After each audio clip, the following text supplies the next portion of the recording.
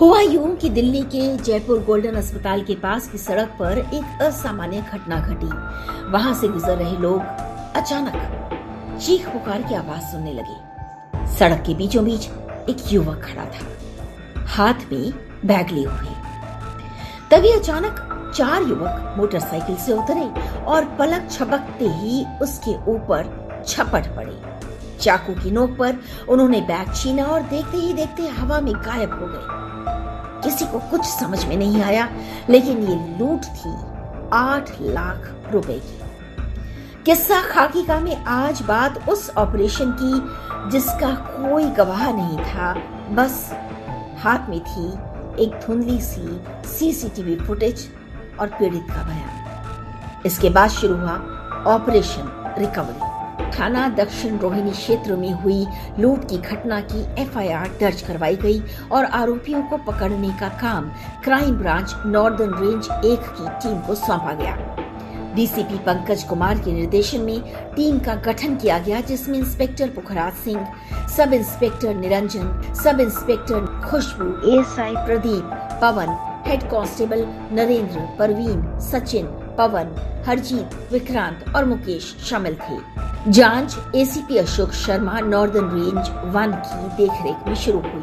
28 सितंबर को साउथ रोहिणी थाना क्षेत्र में जयपुर गोल्डन हॉस्पिटल के पास एक रॉबरी हुई थी, जिसमें कि कंप्लेनेंट आदर्श श्रीवास्तव है, जिसके पास से 8 लाख रुपए लूटे गए थे। इस घटना में एफआईआर साउथ रोहिणी में रजिस्टर हुई। 29 तारीख को 2 लोगों को गिरफ्तार किया, जिनके नाम भरत कराड़ और हितेश है। 30 सितंबर को सूचना मिली कि भरत और हितेश गेट नंबर 3 जापानी पार्क रोहिणी के पास देखे गए हैं। घेराबंदी की गई और कुछ ही मिनटों में दोनों आरोपियों को दबोच लिया गया। इसके बाद शुरू हुई पूछताछ के दौरान धीरे धीरे अपराध की असली कहानी का पता चला।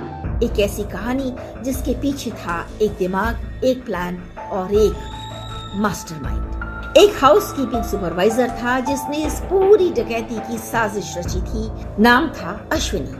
उसने 27 सितंबर की रात अपने साथियों को बुलाकर 8 लाख रुपए लूटने की योजना बनाई। प्लान था हमला, लूट, तेजी से भागना और फिर सब अलग अलग दिशाओं में गायब होकर मंगोलपुर कला के डीडीए पार्क में दोबारा से मिलना। डकैती के बाद चारों आरोपी योजना के मुताबिक अलग अलग दिशाओं में भाग गए।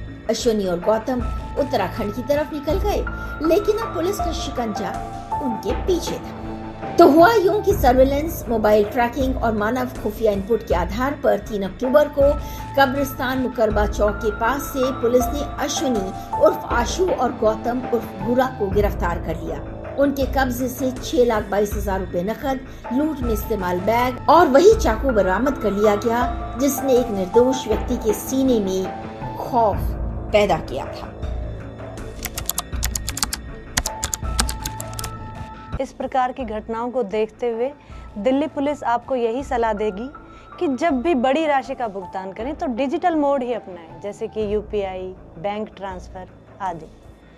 भुगतान की तारीख और समय किसी से भी साझा ना करें। यदि नगद भुगतान जरूरी हो तो हमेशा सुरक्षित स्थान को चुनें और विश्वसनीय व्यक्ति को साथ रखें। ये था वर्तिका नंदा की आवाज में आज का किस्सा खाकी का।